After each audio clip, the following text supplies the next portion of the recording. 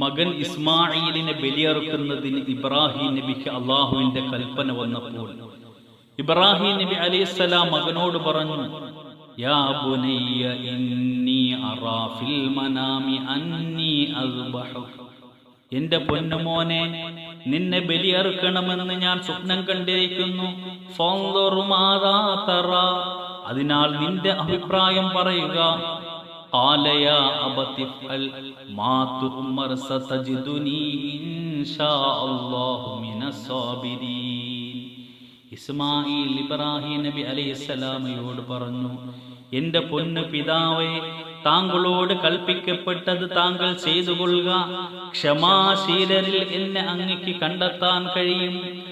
ഉടനെ കഴുത്തെന്റേതറുക്കൂ ബാപ്പാ, ഉടയോൻ തുണയില്ലേ നമുക്ക് ബാപ്പാ,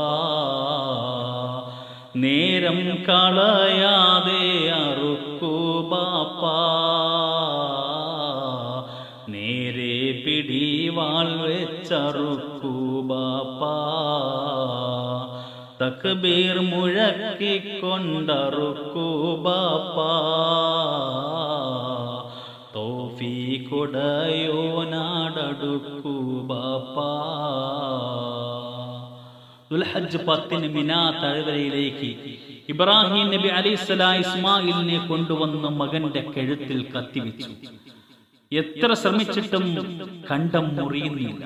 ശക്തമായി കഴുത്തിൽ അങ്ങോട്ടും ഇങ്ങോട്ടും കത്തി ചലിപ്പിച്ചു, പക്ഷേ കഴുത്തു മുറിയുന്നില്ല.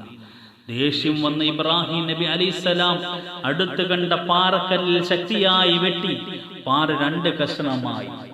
കത്തിയുടെ മൂർച്ച ഉറപ്പിച്ച് വീണ്ടും ഇസ്മായിലിന്റെ കഴുത്തിൽ കത്തിവെച്ചു. അന്നേരമുണ്ടതാ ഒരു അശരീരി. ജിബ്രീൽ അലൈഹിസ്സലാം സ്വർഗത്തിൽ നിന്ന് ഒരാടുമായി വന്ന് പറഞ്ഞു, ഇത് ഇസ്മായിൽ, ഈ ആടിനെ അറുക്കുക, ഇസ്മായിലിനെ അറുക്കരുത് ഇബ്രാഹിമേ. അല്ലാഹുവിന്റെ ഖുർആൻ പറയുന്നു, ഫലമ്മാ അസ്ലമാ വതല്ലഹു ലിൽ ജബീൻ വനാദൈനാഹു അയ്യാ ഇബ്രാഹിം ഖദ് സദ്ദഖത റുയ. ഇബ്രാഹിമും ഇസ്മായിലും അനുസരണയുള്ളവരായി. ഇബ്രാഹിം ഇസ്മായിലിന്റെ കഴുത്തിൽ കത്തിവെക്കുകയും ചെയ്തപ്പോൾ നാം ഇബ്രാഹിമിനോട് വിളിച്ചു പറഞ്ഞു, ഓ ഇബ്രാഹിം, താങ്കൾ സ്വപ്നം സാക്ഷാത്കാരം നടത്തിയിരിക്കുന്നു. ഇന്നാ കദാലിക നജ്സിൽ മുഹ്സിനീൻ, പ്രകാരമാണ് ഗുണവാന്മാർക്ക് നാം പ്രതിഫലം നൽകുന്നത്. റുവിയ അന്ന ജിബ്രീൽ ലമ്മാ ജാഅ ബിൽ ഫിദാ ഖാഫ ഇസ്തിഅജാല ഇബ്രാഹിം ഫഖാല അല്ലാഹു അക്ബർ അല്ലാഹു അക്ബർ അല്ലാഹു അക്ബർ സലാസ. ഒരു റിപ്പോർട്ടിൽ കാണാം, ജിബ്രീൽ അലൈഹിസ്സലാം പ്രായശ്ചിത്തവുമായി ആടുമായി വന്നപ്പോൾ ഇബ്രാഹിമിന്റെ ധൃതി കണ്ട് ജിബ്രീൽ അലൈഹിസ്സലാം ഭയന്നു പോയി. 3 പ്രാവശ്യം അല്ലാഹു അക്ബർ അല്ലാഹു അക്ബർ അല്ലാഹു അക്ബർ എന്ന് തക്ബീർ പറഞ്ഞു. ഫലമ്മാ റആഹു ഇബ്രാഹിം ഖാല ലാ ഇലാഹ ഇല്ലല്ലാഹു അല്ലാഹു അക്ബർ.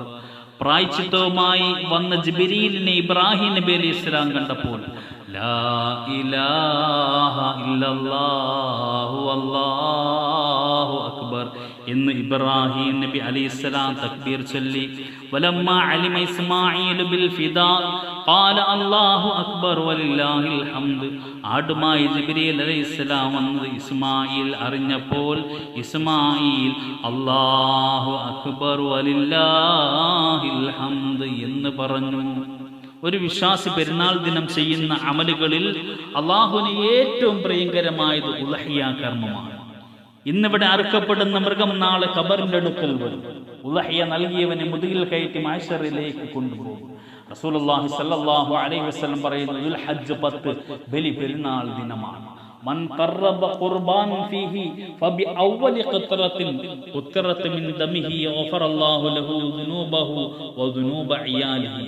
ദുൽഹജ്ജ് 10 ഒരുവൻ ബലികർമ്മം നിർവഹിച്ചാൽ അതിന്റെ ആദ്യ തുള്ളി രക്തത്തിലൂടെ അവന്റെയും ഭാര്യ മക്കളുടെയും പാപങ്ങൾ അല്ലാഹു പുറത്തു കൊടുക്കും. വമൻ അത്അമ ഫീഹി മുഅ്മിന ഔ തസദ്ദഖ ഫീഹി ബിസദഖ ബഅസഹു അല്ലാഹു യൗമൽ ഖിയാമത്തി ആമിനൻ വയകൂനു മീസാനുഹു അസ്ഖല മിൻ ജബലി ഉഹദ്. ആ മാംസം ഒരു സത്യവിശ്വാസിയെ ഭക്ഷിപ്പിക്കുകയോ ദാനം നൽകുകയോ ചെയ്താൽ ഖിയാമത്ത് നാളിൽ അവനെ അല്ലാഹു നിർഭയനായി അയക്കുകയും അവന്റെ നന്മയുടെ ത്രാസ് ഉഹദ് മലയേക്കാൾ ഭാരമുള്ളതാകുകയും ചെയ്യും.